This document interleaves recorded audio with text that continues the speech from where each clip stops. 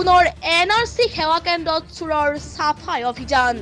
গৃহস্থৰ ঘৰৰ খা সামগ্ৰী লুটপাট কৰাৰ পিছত এইবাৰ চোৰৰ টাৰ্গেট হৈ পৰিছে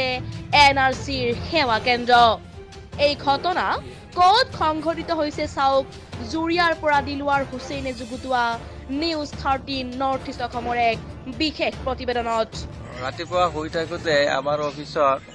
নাইট চকীদাৰজন গৈ পেলাই মোক মাতি আছে মাতাৰ লগে লগে মই উঠিছোঁ কি হ'ল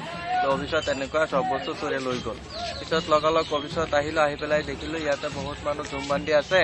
আৰু মই চালোঁ সঁচাকৈ অফিচৰ পৰা প্ৰিণ্টাৰ আৰু জেনেৰেটাৰখন নাই হয় আপুনি ঠিকেই শুনিছে এইবাৰ এনআৰচি সেৱা কেন্দ্ৰত চোৰৰ খেনচকু যোৱা নিশা জুৰিয়া আৰক্ষী চকী অন্তৰ্গত তিনিচুকীয়া গাঁও পঞ্চায়তৰ এনআৰচি সেৱা কেন্দ্ৰত এক চুৰিকাণ্ড সংঘটিত হয় ৰাতিপুৱা স্থানীয় ৰাইজে প্ৰত্যক্ষ কৰে এই চুৰিকাণ্ডৰ ঘটনাটো নিশা চোৰে গ্ৰিলৰ তলা ভাঙি ভিতৰত সোমাই এনআৰচিৰ কামত ব্যৱহাৰ হোৱা এটা জেনেৰেটৰৰ লগতে এটা প্ৰিণ্টাৰ মেচিন চুৰি কৰি নিয়ে ঘটনা সন্দৰ্ভত জুৰিয়া আৰক্ষীয়ে তদন্ত অব্যাহত ৰখা বুলি জানিব পৰা গৈছে